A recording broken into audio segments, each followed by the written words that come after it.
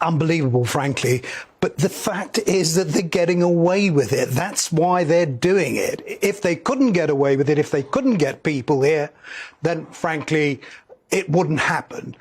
And not only is it happening, but once they get here, if they're not being moved on anywhere else, if they're not being sent back, then what on earth is going to persuade the smugglers in particular that they're not going to be able to make money out of this? And what sort of persecution are they exactly running away from in Albania?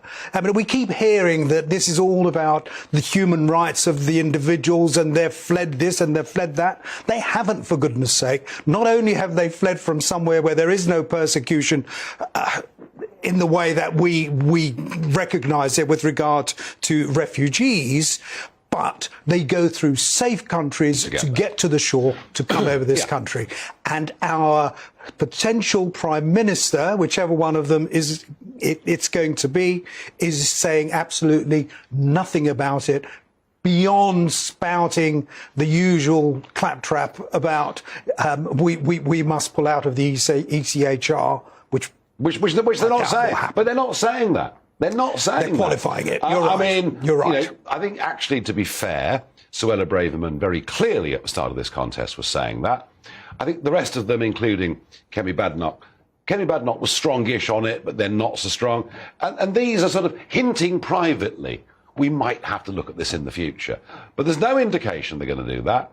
There's no indication that they're going to take on much of what we're signed up to at the United Nations, which, while it may not have force of law, is used by judges absolutely. In judgments. Absolutely. I don't see this changing at all. No, look, two things, Nigel. First of all, I've heard from the Home Office today that maybe Rwanda is actually having an effect, that there are fewer people coming over than we expected.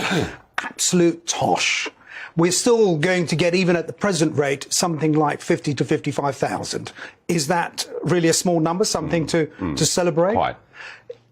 Even if we get to the stage, which will be several years down the road, frankly, of withdrawing from the ECHR, it won't make the blindest bit of difference so long as once people get here or get to our 12-mile limit, at that point, they're taken in and they go nowhere other than to central London to celebrate their arrival. Once, really, we start showing business that we mean what we say, that you're not going to be allowed to stay, at that point, there may be some impact. Otherwise, all of it is just talk. What are our politicians scared of? I think what they're scared of is failure. I mean, they're failing anyway. But what they don't want to do is make promises, make commitments that ultimately they'll be judged on. But that's politics. That's what politics is all about. If you want to be re-elected, frankly, you make a promise, you keep it, it works, and then you say to the people, look what I've done, vote for me again. At the moment, really, there's nothing, absolutely nothing that any of them, frankly, on either side, can point to and say, look what we've done. No. And the sheer brazenness of what's appearing there on TikTok. You know, phone numbers, UK mobile phone numbers, summer sales. It's unbelievable. It's Mickey taking in the extreme, frankly. We've got people who are effectively sticking two fingers up. It's not absolutely V for victory, it's V, you know what. I do.